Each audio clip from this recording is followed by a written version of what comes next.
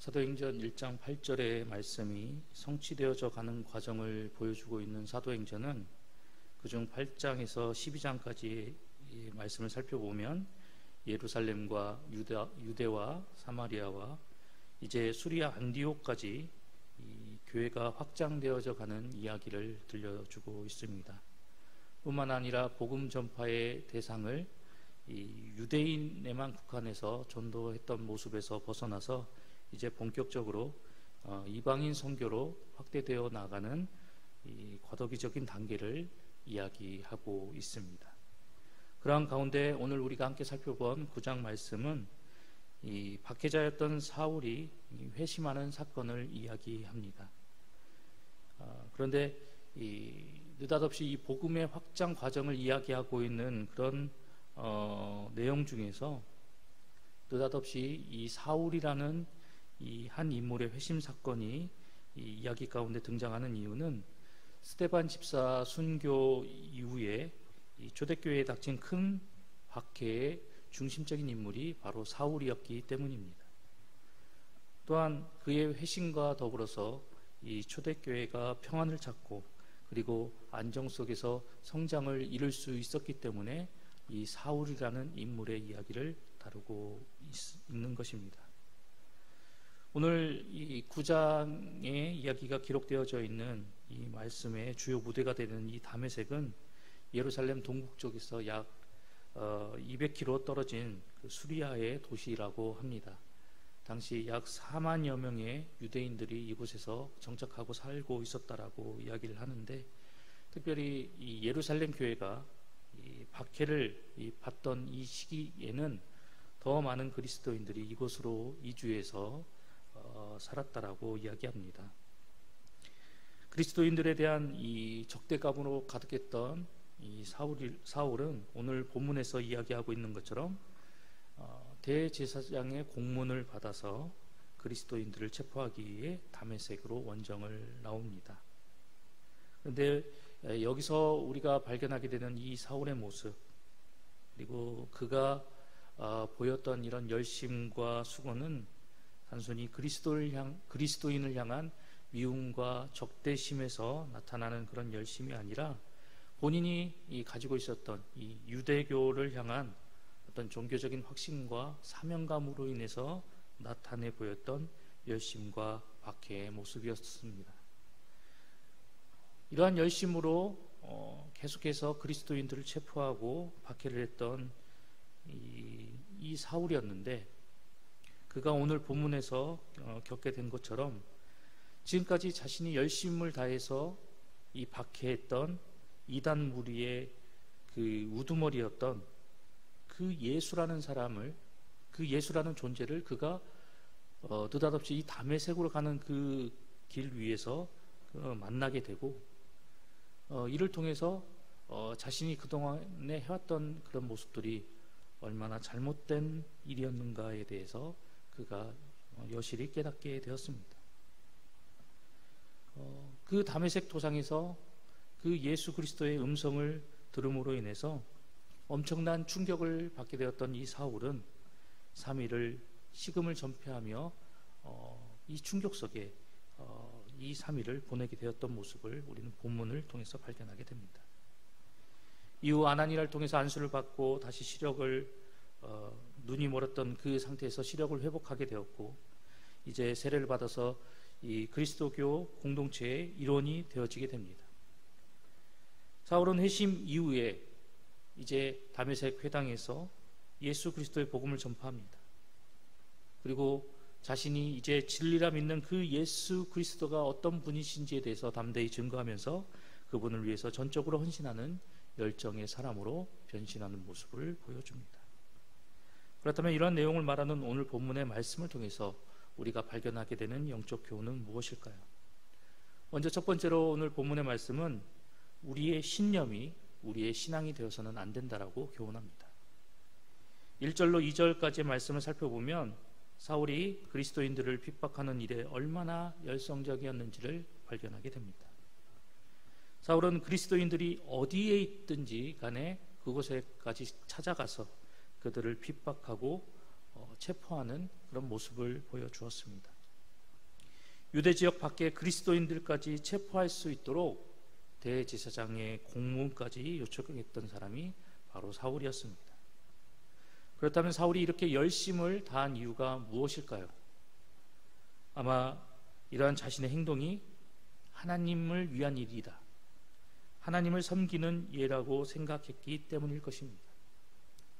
자신의 행위 또는 이 동기 등을 하나님을 위한 일이다, 하나님께 대한 바른 신앙이다라고 생각했기 때문입니다. 그러나 이것은 결코 하나님 앞에서 바른 신앙의 모습이 아님을 우리는 분명히 기억해야 합니다. 오늘 이 사울이 보이고 있는 이런 열심과 그 수고는 단지 사울의 성장 배경과 그가 받은 교육에서 비롯된 신념에 불과한 모습이었습니다. 그가 정말로 하나님을 향한 바른 신앙과 믿음을 지닌 사람이라고 하였다면 그 하나님의 뜻을 고려하지 않은 이런 무자비하고 어리석은 행동을 보이지는 않았을 것입니다. 적어도 사울의 스승이었던 가말리엘처럼 보다 신중하게 하나님의 뜻을 살피고 그 뜻대로 행하고자 노력했을 그런 모습을 보였을 것입니다. 많은 사람들이 흔히 이 신념과 그리고 이 신앙을 혼돈하며 살아가고 있습니다.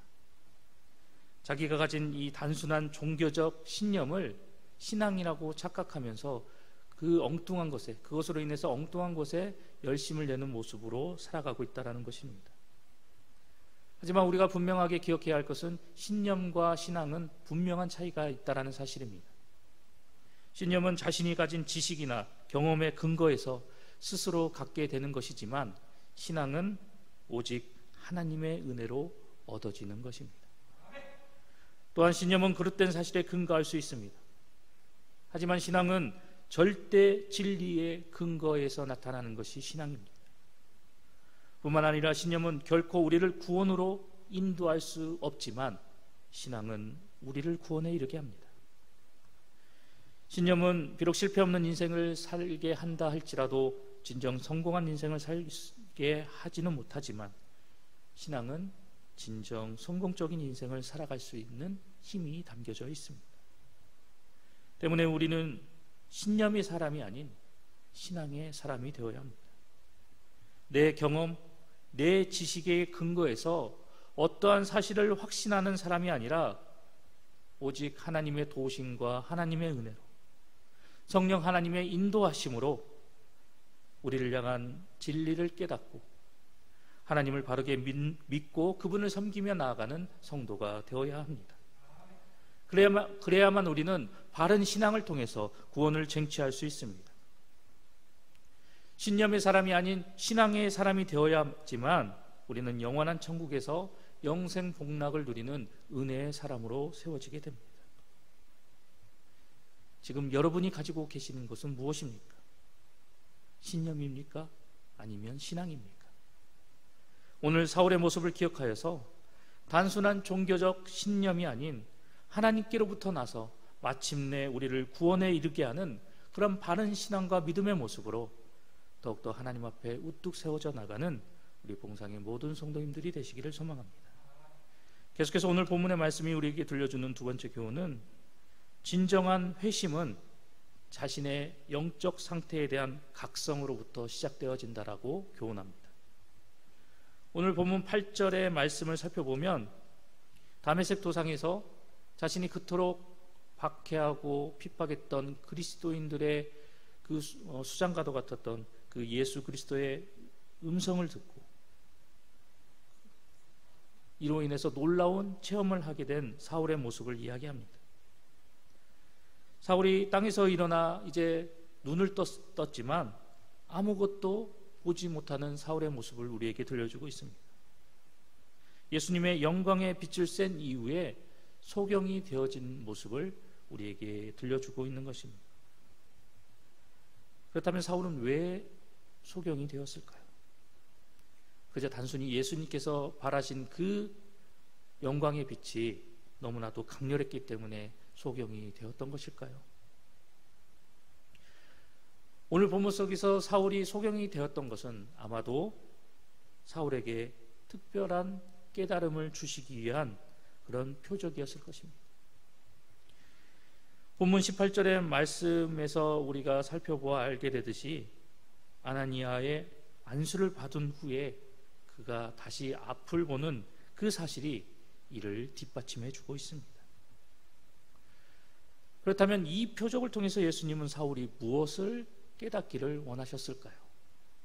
그것은 바로 앞을 볼 수 있는 육적인 눈은 지녔지만 사울이 영적인 것을 온전히 보지 못하는 그런 영적인 소경의 상태이다라는 사실을 깨닫게 해주시기 위해서 이러한 표적을 그에게 행하셨을 것입니다. 이 사건은 사울이 영적 소경된 자신의 상태를 자각하게 하여서 진심으로 하나님 앞에서 자신의 잘못된 모습을 회개하고 그리고 그 모습에서 돌이켜 하나님 앞에 나옴으로 인해서 하나님의 일꾼으로서 예수 그리스도의 복음을 증거하는 그런 사도로서 거듭나게 하기 위해서 행하신 표적임을 우리는 깨닫게 됩니다. 그런데 이 표적의 사건이 우리에게 주는 교훈은 한 사람이 회개하고 그리고 새로운 사람으로 거듭나기 위해서는 먼저 자신의 영적인 상태에 대한 자각과 각성이 필요하다라는 사실입니다. 내 영의 상태가 피폐하고 내 영의 현 주소가 처참한 상황임을 깨닫게 될 때 이런 처참하고 피폐한 상황과 결과를 가져올 수밖에 없는 그 죄악된 삶과 그 모습에서 돌이켜 나갈 수 있게 된다라는 사실입니다. 그래서 하나님께서는 선지자 이사야를 통해서 자신의 백성 이스라엘을 돌이키게 하기 위해서 이스라엘의 회개를 촉구하며 나올 수 있도록 하기 위해서 죄로 인해서 상하고 병든 그들의 영적인 상태를 선지자를 통해서 지적하셨던 모습을 우리는 이사야 말씀을 통해서 발견하게 됩니다. 또한 예수님 역시 라오디게아 교회의 회개를 촉구하기 위해서 그들의 피폐한 영적인 상태를 분명하게 지적하셨던 모습을 계시록 말씀을 통해서 발견하게 됩니다. 지금 여러분의 영적인 상태는 어떠한 상태이십니까? 하나님 앞에서 건강한 신앙과 믿음의 상태로 살아가고 계십니까? 아무런 문제가 없으십니까? 아니면 피폐할 대로 피폐하였는데도 불구하고 아직 그 사실을 깨닫지 못하고 계십니까? 우리는 하나님의 말씀 앞에서 내가 보이고 있는 지금 나의 영적인 상태를 철저하고 그리고 냉철하게 살펴보고 진단해야 합니다. 내 영적인 상태가 어떠한지를 알아야지만이 우리는 강팍함을 면하게 되고 내 영적인 상태와 내 신앙의 모습이 어떠한지를 우리가 바르게 깨닫고 알아야지만이 나의 부족함으로 인해서 그동안 행하였던 죄악된 모습으로 인해서 내가 하나님 앞에 진심으로 회개하며 나갈 수 있고 그리고 이를 통해서 그릇되고 잘못된 길에서 벗어나서 즉시 하나님께서 원하시는 거룩한 삶을 살아나갈 수 있는 우리의 모습이 될 수 있기 때문입니다.